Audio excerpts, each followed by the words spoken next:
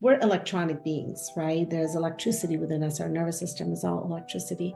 And we have templates like apps, like computer, we have software. And along the way, trauma tends to distort that software. There is an end to this. You need to have discernment, you need to have boundaries to realize that not everybody has your best intentions at heart, and certainly earning love and approval is not sustainable. So no longer am I having my innocence stolen, no longer am I thought to be a victim.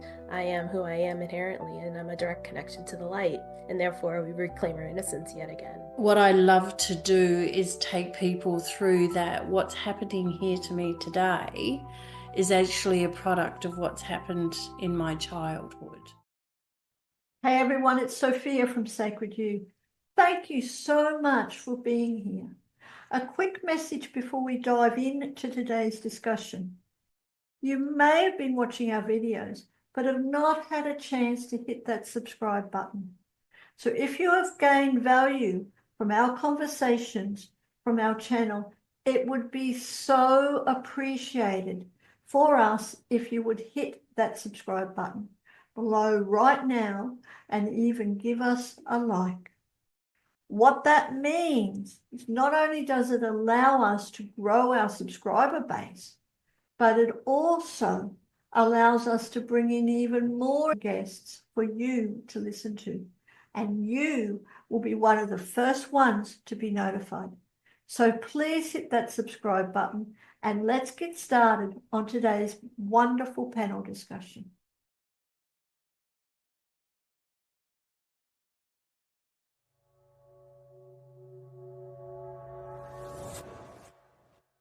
Welcome, everyone. I'm Dr. Simi Ahuja, and today's topic is reclaiming innocence.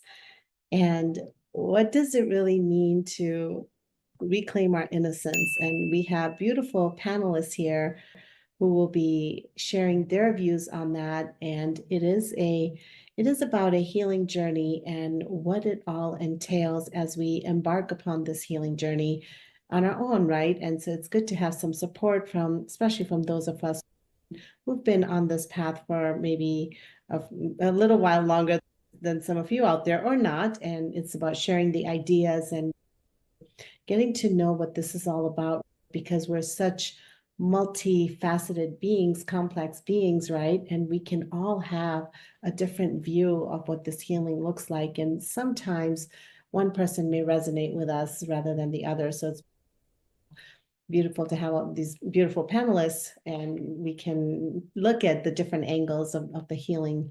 And so thank you and welcome, everyone. I just want to take a moment to introduce myself. I am Dr. Simi Ahuja. I live in the States, and I am a trained family practice physician.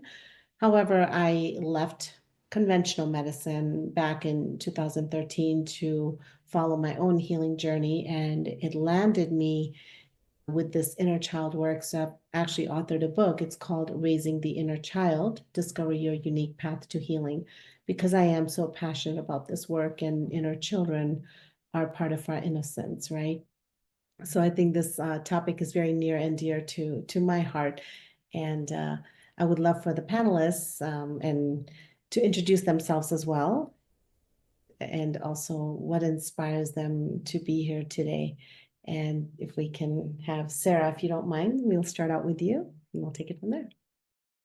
Thank you, Dr. Simi, and hello, everyone. My name is Sarah Roccasano, and I am an author, a motivational speaker, an entrepreneur, a world traveler, and founder of the award-winning travel inspiration site, Embolden Adventures. And why I'm excited to be on this panel tonight, I just love all the things that Sacred You has done, so it's always a pleasure to be part of these panels. Thank you. Suchin, would you like to go next? Sure. Hi, everybody. My name is Su Chen Lo. I'm a creative power business alchemist and a sovereign leadership catalyst. And what that means is that I help conscious female entrepreneurs like healers, coaches, heart-centered business owners to grow their businesses to consistent 10K months without the struggle, people pleasing, and having to prove themselves, by harnessing their creativity to build expansive business structures that are customized to their genius so that they can own their unique creative power and be in sovereign leadership of their life, their income, and their destiny. So definitely power is a topic dear and near and dear to my heart, especially for women and for children. And my legacy is to see women and children be in their power so that they never feel worthless or hopeless again. So, I'm happy to be here on this panel to add to this topic of children, innocence, and really innocence is for all of us as inner children. Yes, inner child. Beautiful. Thank you and welcome. Denise? Yes, I support and coach people to self-heal, to take responsibility of their self-being, to know the essence of themselves, and our perspective heals how we feel about ourselves, how we go out in. It's not how we're going out in the world, it's about bringing people home to themselves and really bringing them to their essence, their soul essence, to live and thrive from there, and I love helping mothers with children, because as mothers find themselves and come home to themselves, they then can also do that with their children. And children are the essence of love. So they show us how to love ourselves, and they also show us how we're not loving ourselves. So I just love bringing people to know that they can heal themselves and show them, so the generations to come, we impart that wisdom or that knowledge, or bring them home to remembering, so they can go and live life totally different, but in love and compassion. That's beautiful. I love what you said. Children are the essence of love. Yeah, they truly are, if we can learn from them as adults. Yeah, I'm looking forward to diving deeper into our topic today of reclaiming innocence. And Sarah, if I can call upon you again, let's start out with just the simple definition of innocence, right? What does it mean to be innocent to you? Thank you. I've heard the theme so far about children and the inner child. And so that's what I think about innocence. When we are first born and we come into this world, there's such innocence and there's such a natural authenticity to God at this point, right? You're pretty much this pure spirit. And so I think of innocence as that's whether it's that young child or that inner child in yourself, that deep connection, spiritual connection to the Creator. Beautiful. I like what you said. It's a pure spirit, right? It's the purity. And I feel that we tend to get lost. We become a little jaded as we get older. So that pure essence, and we'll get deeper into it, but can we reclaim that, right? And that's what the topic is about. So thank you. Suchen, would you like to share what innocence means to you? Sure, absolutely. Funnily enough, my name Su Chen in Chinese, when my parents named it, actually means purity. And this idea that was their intention for me, that a pure spirit has come into this lifetime. So I definitely mirror what Sarah has said about children being that original connection to source. When they come in, that connection is still really strong. They haven't really received too much conditioning from their parents and society as yet. So that connection is really strong. But for me personally, I would say innocence was really something that my parents imparted to me, that people are inherently good. That was what I was taught. People are inherently good. And if you shared love with them or you showered love with them, somebody who is maybe dark or not so nice could be moved by your goodness or by your love, and you can transform people through that. Now, obviously, as we delve into the conversation, I wanted to share aspects of that as we grow older, that innocence comes to show that there's facets to it that may not be entirely true, because as we meet other people, not everybody, even though inherently their spirit is still good, but through their conditioning they do very dark unconscious things that we will discuss about how to temper that with wisdom. But innocence for me was believing everybody was inherently good and that everybody would be transformed by love if you showed them love. That's beautiful, that inherently everybody is good. Yeah. This kind of makes me think about reincarnation in a way, and what turns us into the good, right? And we all have our different definition of good as well, right? We can go down that rabbit hole, but we won't tonight. And the fact that we are all inherently good because we're all created in the image of God, right? If we go back to A Course in Miracles, which says that we are created in his image. And so I would agree with that. And I do feel that over lifetimes, our conditioning and the trauma that we have, if we're not able to heal that, there is a darker part that emerges from us, right? And how do we begin to look at that part in ourselves as well? Therein lies the journey, right? Well, thank you.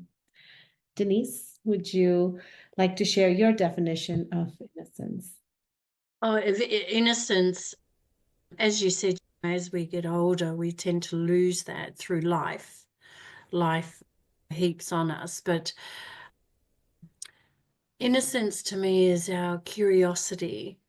Innocence is unpacking ourselves without judgment. Innocence is seeing ourselves in love, not in judgment, having compassion for ourselves, because what we tend to do is we're quite negative towards ourselves. So bringing the innocence is like a child. The child is always curious. The child is always forever learning. The child is always seeking to experience new things, whether it's tiny, like tasting something, or touching something, looking at flowers, you see them light up. So it's that innocence, that curiosity, that, and I do say love is inherent in children. Love is their innocence. So they see everything from a purity, from a place of no judgment, just seeing it for the goodness and the greatness that it actually is. Beautiful. Curiosity. And I love the last sentence that you said. It's because it reminds me of a saying that I've often heard, and that is, life is empty and meaningless. It's the meaning that we tend to attach to it, right? And then we create stories around it. And when we do that, I feel that we lose our curiosity. We lose ourselves in that process, right? Because when we start judging someone, or when we start creating stories, then we lose our connection and we lose the purity and the curiosity. So it's important, I feel, that to keep that sense of purity and curiosity as we move through life, as we navigate through life, because I feel that's what anchors us into who we are. It helps us to remember who we are. If we can just keep those ideas in our head. So yeah, I was also thinking about what innocence means to me. And I feel that what happens as we grow up, so we're electronic beings, right? There's electricity within us. Our nervous system is all electricity. And we have templates, apps, like a computer, we have software. And along the way, trauma tends to distort that software. It tends to corrupt the software. To me, our innocence would be our divine plan, the way that we're made, the way that we're brought in our purity with curiosity. So both of those words are very much in my energy field when I talk about this. And when we when we corrupt the files, or the files are corrupted through trauma, it's about, then we tend to operate from that operating system of fear. And our operating system in general is truly love. And yes, let's continue this discussion. Sarah, if you don't mind, in what ways do you feel that your innocence has been stolen from you? Quote unquote stolen. Yeah, I love what I'm hearing because this question is really piggybacking off of the trending away from innocence, right? When we first are born, we're this pure light connection to the divine. And then over time, the illusion of the matrix takes over. We give our power away where we're blind to what world that we're in right now, especially as an innocent youngster. We don't know that our power is within. We give our power away. And whether it's in the institution of school or what your parents are telling you or what society is trying to ingrain into you and how to be, behave, do this, do that. And then it follows you throughout life into the workforce and into societal norms. So I think it's the hero's journey, to be honest. Like we are all here to go through some sort of rigmarole, wherever we incarnated in, whatever soul contract we signed. We are here to face difficulties and challenges from this external illusion. And all the while, we go through the whole sort of circular story of the journey and we come back to ourselves. We reclaim ourselves again and we just rediscover our light within. And then we realize that we are our own sovereign authority to the higher power and that the external world doesn't dictate how we live. So no longer am I having my innocence stolen, no longer am I thought to be a victim. I am who I am inherently, and I'm a direct connection to the light. And therefore, we reclaim our innocence yet again. Beautiful, beautifully said. And I want to go back a little bit. So am I correct in understanding that for you, it's been more the systems that are in place in our world, in our matrix, as you called it, that have quote unquote stolen your innocence. Am I correct in assuming that? Yeah, because you're giving your power away instead of knowing where your empowerment is within. Can you say a little bit more about giving your power away part? Absolutely. The job, right? Are you giving your power to a boss that's asking you to do something that doesn't align with your values? Are you giving your sexuality away because you want to be liked and loved, so therefore you're going to let yourself be compromised? Other things, right? Am I giving my power away from my autonomy, whether it's my medical decisions or other sort of things that I give the external leader more credit than I know that I can handle myself given the storm ahead. So I think it's a whole host of things. And knowing that you yourself can rely on the higher power and your own sort of, you know, chutzpah, if you will, your strength, your belief in self, and your ability to weather any sort of storm that comes your way, you realize how truly empowered you are and how you are directly connected to the divine, hence your innocence. I love that because I feel that very seldom do we talk about our sexual energy as part of our innocence. And I would love to, if we have time in this panel today, I would love to kind of jump and dip our toes into that if we are able. If not, that's okay. Maybe that's for another day. So thank you for that. That just lights me up, just the sexual energy discussion. So thank you. Thank you for sharing your thoughts on that, Sarah. Suchin, I would call on you now to ask you, what do you feel, in what ways do you feel your innocence has been stolen? Yes, and I think I want to, in a way, extrapolate what Sarah, or expand on what Sarah has talked about, which is this idea about the power and not being a victim. But I think when you are a young person, probably stolen would be a more apt word. But when you're in hindsight, you gain your wisdom, then you realize you're never the victim and you always have the power within you. As I said earlier, I learned from a young age that about the earning love and approval. And really, who hasn't learned that lesson? My parents certainly learned that from my grandparents and my great-grandparents. So it's like a generational matrix that we've all inherited. Luckily, in my family, my mom and dad were well-intentioned people. So earning love and approval, you could say, you just want to be better, and that's okay.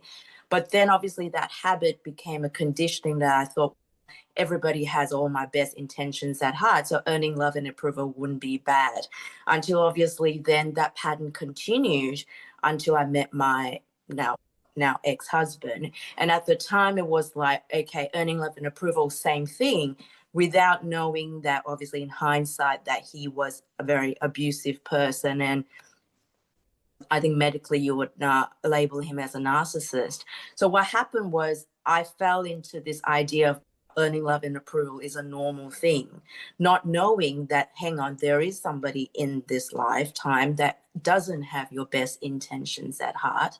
And you on your end is thinking everybody's inherently good. Maybe I'm not seeing the right thing. Maybe I'm not doing the right thing. Maybe there's something wrong with me. Maybe I should try harder. I should work harder. And through that, you could then say it was stolen because that person then had an agenda to manipulate you, minimize you, gaslight you the whole way. And it was only until 10 years, and now this is 3 years after the fact, when I left my marriage, when everything, wisdom and discernment came into the whole package to realize, oh, there is an end to this. You need to have discernment, you need to have boundaries to realize that not everybody has your best intentions at heart, and certainly earning love and approval is not sustainable. And that's when you realize your sovereign power, you walk out. That's when I discovered sovereign power, and that's really my work that I'm doing now, to basically in a way inspire women to say that, yes, as what Sarah said, the power is within, and earning love and approval is not something you need to do. And why is that? Yeah, that's my perspective. Oh, it's beautiful. And I love what you said about earning love and approval, because oftentimes we get to know, especially when we're younger, and this is like the caveat, right? Because when we're younger, we learn about ourselves through other people, right? Through their comments. Oh, you are so beautiful. Oh, you are smart, but that person is not, right? So you learn about yourself through them. And so when they deviate from that, when they deviate from their aligned self, it does get stolen in a way because we're young, right? Although, like you brought up a really good point, nothing is ever stolen, right? But when we start thinking about it, it is, and then it is, because that's our perceptive, and then we have to go looking for it. We have to go find it. But yeah, that was a beautiful description. Thank you, Suchin. Denise, would you like to share, in what ways do you feel like your innocence has been stolen? Yeah, sorry about that. I had to leave. My grandson I'm looking after, he woke up, so I was getting him back down. That's life. Yeah. For me, how was innocence stolen? I feel that our journey is undoing the identity of others that have been impressed on us. I always call it our childhood expectations, because and our conditioning is, for me, mine was always, I couldn't handle myself, so someone always had to do it. So all my life, or most of my life, I was getting other people to do it for me. And it was until I had that recognition that, oh, that's actually not my words. That's been conditioned by my parents or by people I've come in contact with, where I've taken on, when you say the innocence, I actually think we take on and believe that's who we are. And it's until we recognize that wasn't mine, so I can actually give that back and then see who I really am. And I think everyone on this planet goes through that. The conditioning of it is the expectation of our childhood, is what our parents, it's even learning love again. I didn't know what love was really about. I only knew love from the perspective of my parents, how they taught me how to love. That's the love I always looked for. So any other sort of love that came my way would impact me, and I would reject a lot of it because I'm looking for that same sort of love that was impacted on me as a child. This is the way you've got to be loved, whether it's conditional, whether it's, I'll love you if you love me, if you do this, I'll do that for you. So it's like a transaction, and that's where our innocence is totally stolen from us. And so it's when you recognize that and then going, a lot of that isn't mine. So what does love mean to me? What's compassion mean to me? What does truth actually, what is my truth? It's like really undoing and coming back to myself and learning who I actually am, what my innocence is. So the curiosity again comes into play big time for me. Yeah. Yeah. That's very thought-provoking. And when you say that the identity is formed by others, right? And in that, because they already have a preconceived notion of us, we lose our curiosity and we just tend to go with, oh yeah, I'm this and I'm that, right? And we don't get a chance to even explore ourselves. We don't, do we? Right? No. We're always led by somebody else. This is the way we've got to be. And it's like, and that's why when we get to a certain ages, parts of our lives, we go, why is everything undoing all the time? Why am I not happy? I'm supposed to be joyful. I'm supposed to have this spark. And it's that's the innocence that I've lost because my expectation is what everybody else wants from me. That's right. That's right. So you lose yourself in that. Yeah. And then the journey is to find yourself again, right? Yeah, absolutely. Because you become everybody else, so you actually don't, who am I? What's my identity? What do I like? What do I love? What do I want to do? Where do I want to go? It's like unpacking all those restrictions. Yes, yes, yes. And in the transaction, as you put it, it's lost. Yeah. Absolutely. Absolutely. Yeah. Well, I would like to share how my innocence was stolen, and it's more in a literal way. So I was actually sex trafficked between the ages of 6 months and 12 years. And so the sexual energy definitely was stolen. And it's been a journey to reclaim that, to reclaim my sexual energy. Yeah. And I can tell you the deviation from societal norms that I've had to go through in order to reclaim it, because the only way out of it is through it, right? So if you fear something, you have to go through it so you can come out of it transformed on the other side of it.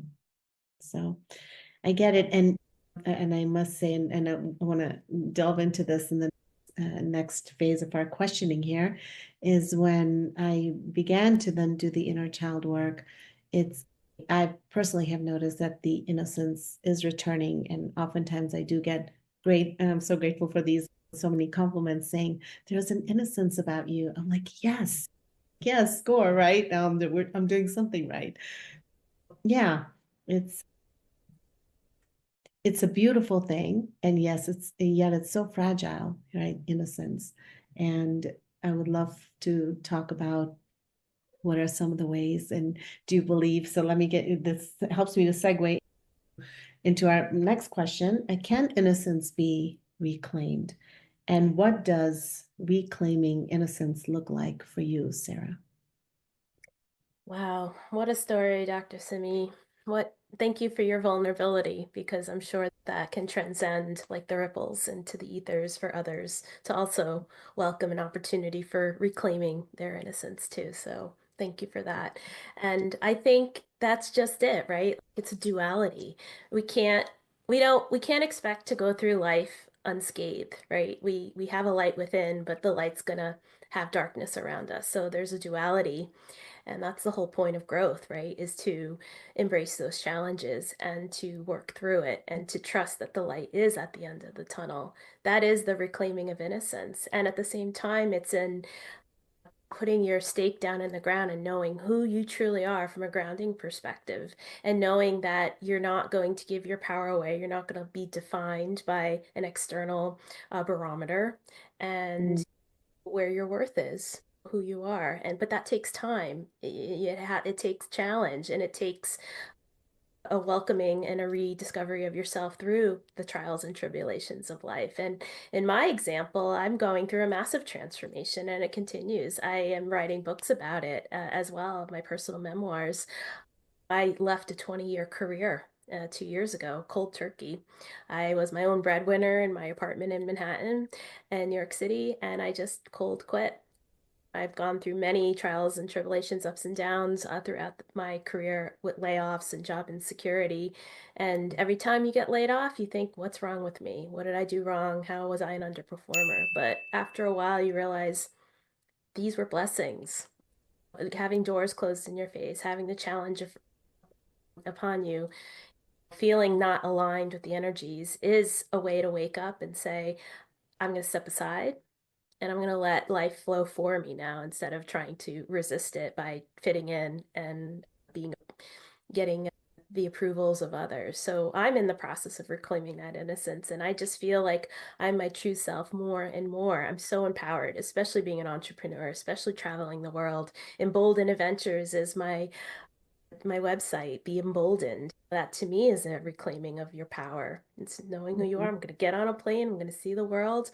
I'm going to write books about it. I'm going to speak my truth. And I'm going to share my struggles so someone else can learn from it and feel empowered and emboldened for themselves too. So it's always a learning journey until the last breath you take and you find your way back to the light. That's beautiful. And I love the name Emboldened Journeys, and I can totally feel the stake in the ground, girl. Thank you. Adventures. Yes, you've actually got the stake in the ground, and that is you reclaiming or claiming your innocence, right? And what a beautiful journey. And it's not without challenges, right? I get it because I too left my job, gosh, back in 2013 as a physician. I was a sole breadwinner, owned a house and everything. All of a sudden I said, okay, I'm out. And of course I had two daughters and I was like, how, and it's usually when you have some, when you're in that socioeconomic status, you want to provide for your kids and their college education and take on that burden. And it is a burden, right? And so I had to let it go, saying, okay, if my kids don't get a college education because I quit my job, so be it. And those are we do have to take on those challenges. If we have to be true to ourselves first and foremost, right? Everything else then will fall into place. If it's in their path to get a college education, they will. There's nothing I can do to stop it either, or there's nothing I can do to make it happen if it's not meant to happen, right? So letting go of those burdens that we place on ourselves is a huge thing when we embark on this journey to reclaiming innocence. So thank you for doing what you do. Suchin, can you tell me, can innocence be reclaimed in your perspective? And what does reclaiming innocence mean to you?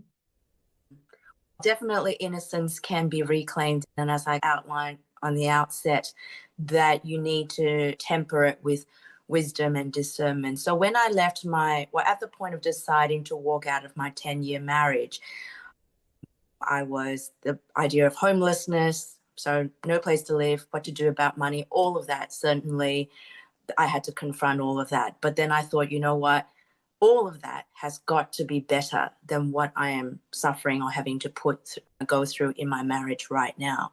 So when I left, suddenly there were two pathways. I could become cynical and say all men are horrible, and that's it. That's the end of love, and I will never believe in love ever again. I could have taken that path, but with my sovereign power that I took, because I claimed myself the queen and decided to walk out, that kind of was a step to say, you know what, I believe that love does still conquer all when it's used in the right way, when it's directed in the right person.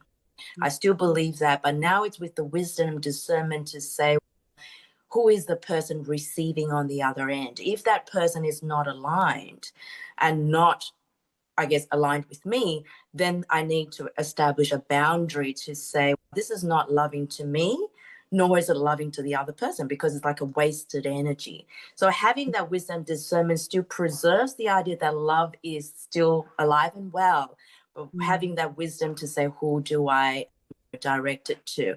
And it was such a blessing because 1 week after I left my marriage, I received a phone call from a six-figure client.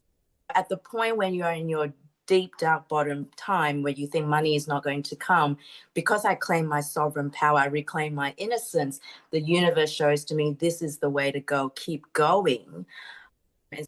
Money was looked after. And the blessing came in the sense that when I was in my marriage, I always wanted to have children. But because there was a strong conviction in me to say, you know what, I'm not going to bring children into this marriage until I know for sure that the relationship I have with my husband is a secure one, because I'm not going to bring more people into more pain if I'm already suffering the pain.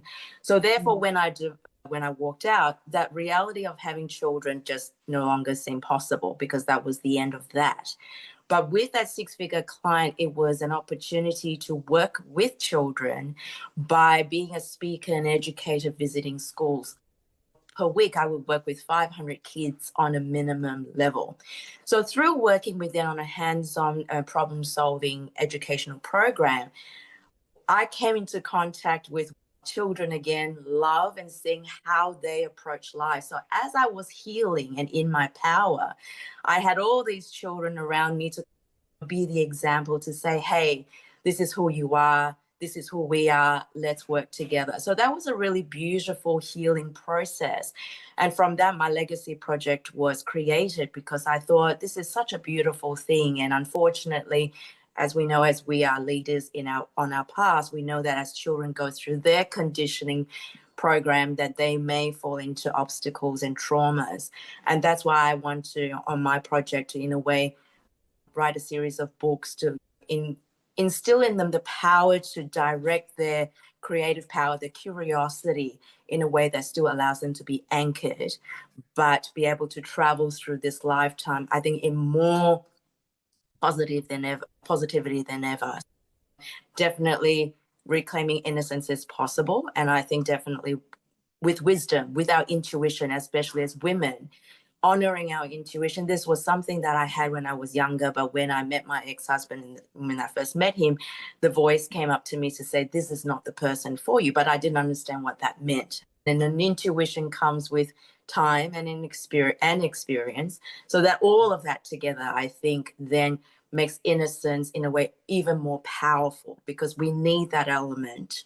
But without the other discernment, it has its pitfalls. Yeah.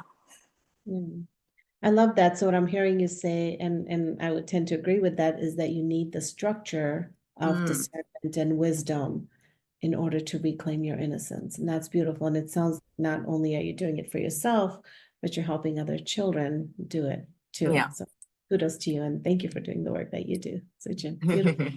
Yeah. Denise, I still want to come back to you and ask you, what are your thoughts? Is it possible to reclaim your innocence?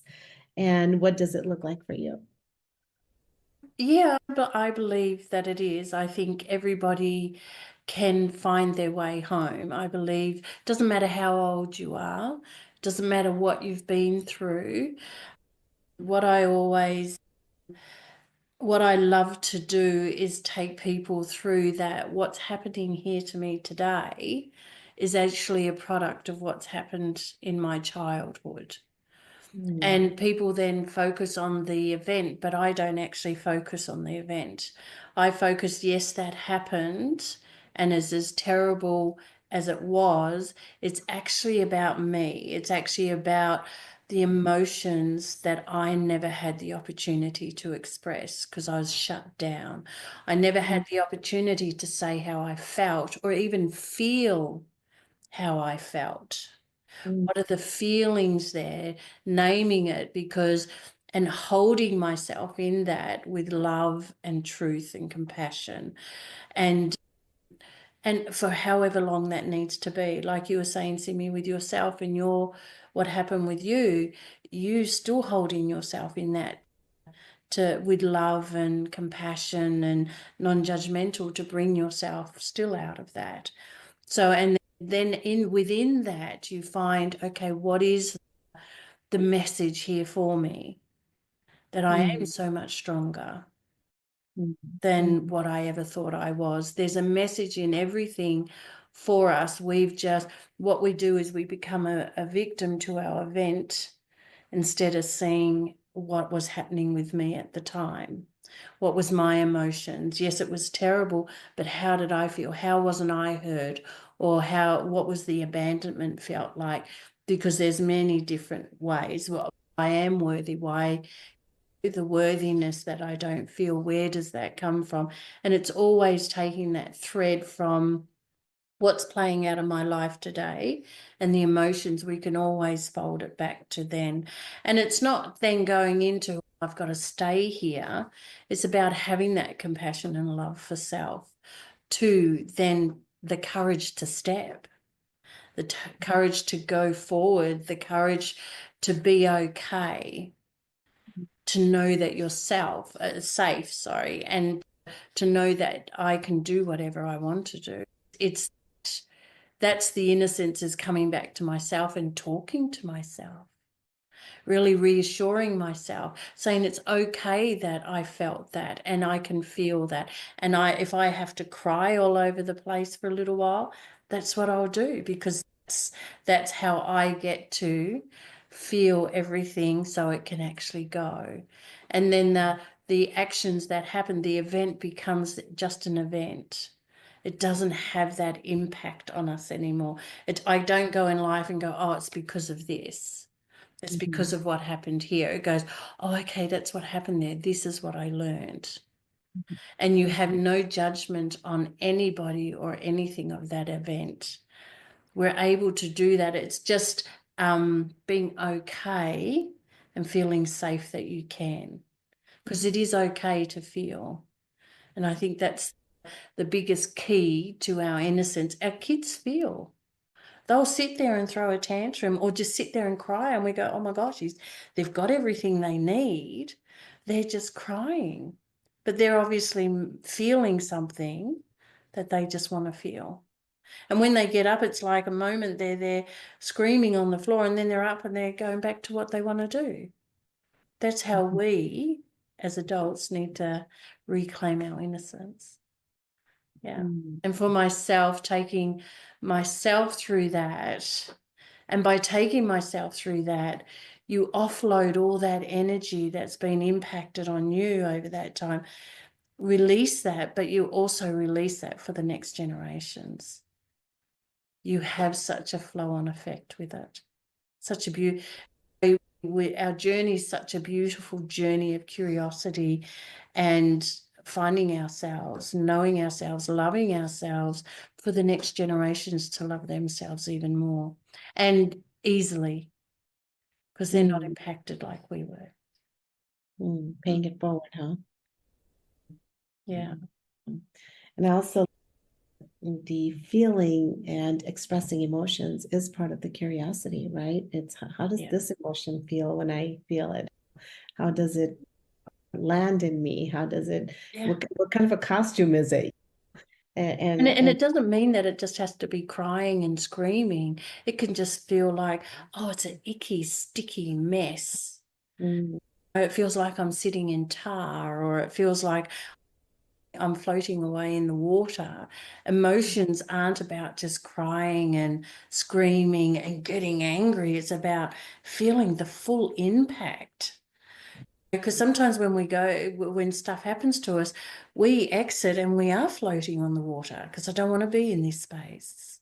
So it's really honoring ourselves and really honoring ourselves and being okay with the good, the bad, the ugly. Yeah. Beautiful. Yeah. And I agree with all of you that reclaiming innocence obviously is very much possible. Not only possible, we're all doing it in our own way. And it's a journey. And I would say, yes, I've done it in my own way. And that's exploring pretty much my own sexuality, whether it's monogamy or polyamory. And how does it land? What does it feel like? And it's coming from that place of discernment and wisdom and love and compassion for yourself and non-judgment. And I also feel that part of reclaiming the innocence is possibly writing a new chapter, a new story. So yes, in the past, For instance, like I've not enjoyed having sex just because of my abuse. But the more I put myself in a position where I'm with someone safe who can walk me through this journey, right? The more I'm coming to enjoy it. And that is me reclaiming myself. And if I can do it from that place of not judging myself, okay, is good or bad, it just is, and allow myself to go with the flow of it, because that's what innocence is. You go with the flow. It's like you let life lead you, right? And it's about just letting it go, let go, and let God. And yes, absolutely. And there's and one indication I know that I'm beginning to reclaim my innocence is when I feel that joy, when I feel lightened, when I'm just glowing and just having fun. I know that I'm arriving. It's a good milestone for me. Okay. And final question I have is, how has reclaiming your innocence impacted your life, Sarah? I know you went into that. You're welcome to expand on that, if you will, please. Sure. First of all, I just love what we're saying. I really do. We all agree. We're all saying pretty much the same thing in a beautiful way. That it's about empowerment. It's about connecting to your light. It's about loving yourself. It's about your boundaries. It's about going through your challenges and coming out empowered even more. I love what Denise had to say about it's about me, right? And worthiness. We're conditioned to think, no, don't be selfish. Don't think about yourself and you're not worthy. No, absolutely not. I'm not going to ascribe to that narrative. Absolutely not. No. I am self-focused and I'm worthy and I deserve the best life possible. And I'm here to put myself out there and reclaim my power. So that's how it's impacted my life. I'm a totally different person than I was even 5 years ago. I no longer live in New York City. I no longer have my apartment. I no longer have a LinkedIn job. I'm happier than ever. I'm in command. I'm trusting the flow. And I have so many amazing things to look forward to, including my first book that's about to come out later this year. Absolutely, I'm self-focused, and absolutely I'm worthy, and absolutely I deserve nothing but the best. And I should revel in the fact that I'm so courageous and I took charge of my life and I allowed for the flow and I allowed to rediscover myself and I allowed to reconnect with the higher power. And I continue to do that now and continue to grow my tribe, these beautiful people, all of us around us. But yeah, absolutely. Life is amazing and a hell yeah for it. I can't wait to see what more can come. And it shows, totally shows. Way to go, girl. So proud of you. So proud of us. Yes. Suchin, how has reclaiming innocence impacted your life? Oh, wow. I think just ditto to what Sarah is saying, but definitely freedom and power. I think a freedom of just saying, you know what, because like I said, when I walked out of my marriage, I decided to crown myself the queen of magic, wealth, and abundance. And I own that. And to just basically, I make the rules and that's how we're going to do it. And having that liberation to say, I now have wisdom, intuition is my power, I have the discernment, and to be able to recognize that, okay, we are all inherently good. I'm going to still trust in that because we are all one and the same. But when you have somebody come up, and as all of us as women, when you know somebody has suffering through trauma, you're like, okay, I know you've got trauma, you've got issues. I'm not judging you for that because I've been there. I've been evolving on my journey. But to actually know the wisdom to say, you know what, I'm going to distance myself. I'm not going to judge you. I'm not going to minimize you for it and hate you for it, but I am going to walk away. And I think having that freedom to not have to be under somebody's rule again is just absolutely liberating. And that sovereignty across everything, really, every decision, how you look at life, and feeling at peace that you are one with everything. But because we are in this dimension and having the navigation to go, okay, when do I walk away? When do I not engage?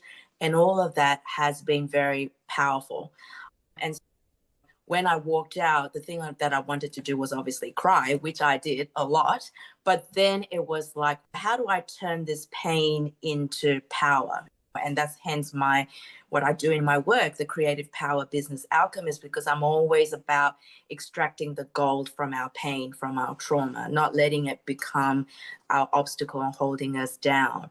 And the power trinity, creative, sovereign, and financial power is what I speak about now, because through my experience, I've discovered that these are the three pieces that we all need as women, as people, because for women leaders, if we could all be in our creative, financial, and sovereign power and lead everybody out of the dark ages into the light, what an amazing world that would be, right? Where women, because women, if we had money and we were connected to spirit and we were in our queen, we would just know exactly where the money was going to go. We would make sure that nobody would be minimized. Everybody would be enjoying the best of everything. I'm looking forward to that day where all of that. And so I'm part of that journey. Maybe I won't see that come to light in my lifetime, but maybe I have put the seeds and planted the seeds, and I'm really looking forward to that. And today on International Women's Day, I'm part of this panel speaking with women who are in their power, in their wisdom, and their discernment. So I think, well, we are living that already. So I'm really pleased about that. I love that wisdom, power, and discernment. Yes, that's who we become as we step into this journey. Denise, would you care to share real quick with us what reclaiming innocence has impacted? I How think, it has impacted you? yes, surrendering, not trying to control. Because what I'd always had done was control the outcome of everything, because I felt I had no control, because I never had control. So it was about surrendering and just listen to the whispers, feel my gut. It's even like when you go on your phone, there's particular things that come up all the time that actually lead you. I think we are led, and it's surrendering to the universe leading us. We will see and we will hear what we need. And it's about discerning that, okay, that doesn't feel like what I want or look like what I want, but the discernment is that's what's coming through. So maybe I need to follow that, because that's your higher self speaking. That's the universe opening up and giving you what you need. And another one is being okay to receive what is here for me, because it's a lot of people want everything, but they don't know how to receive it.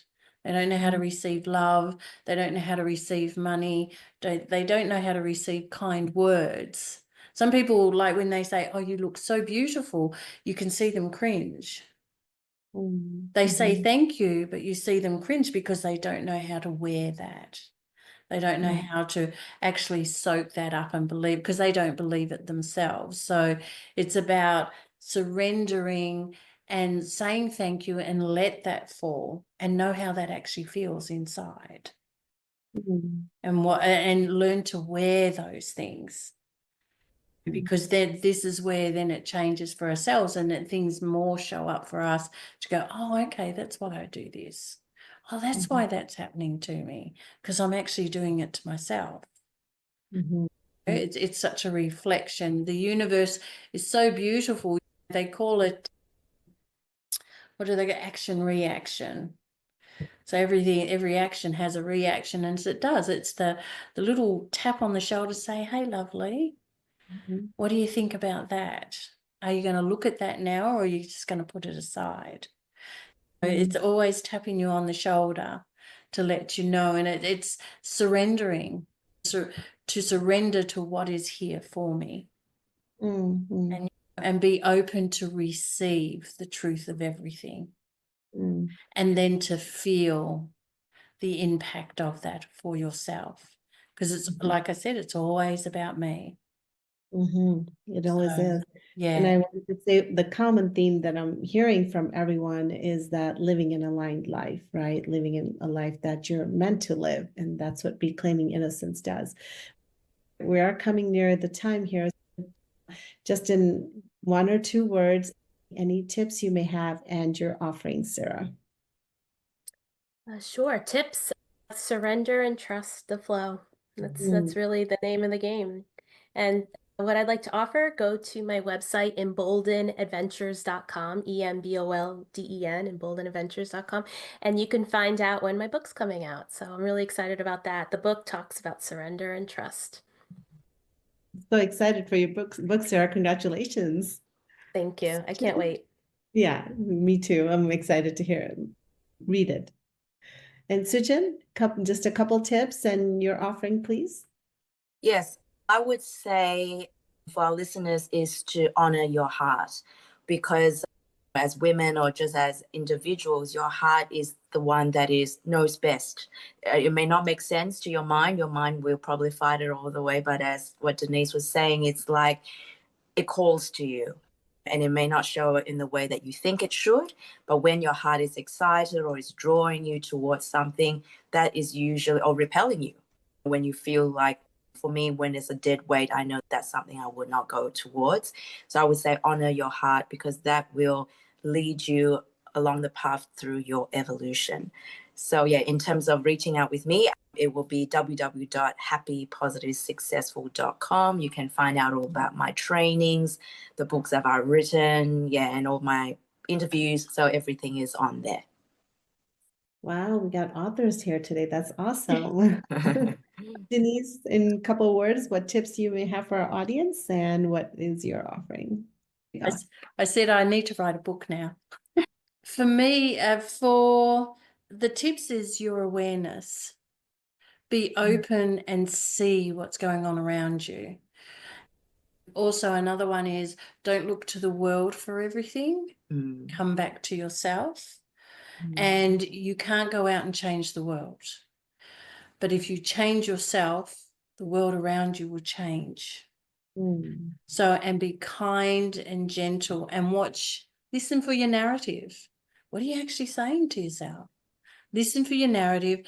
Don't judge it. Be kind and go, oh, that's interesting. Why do I do that?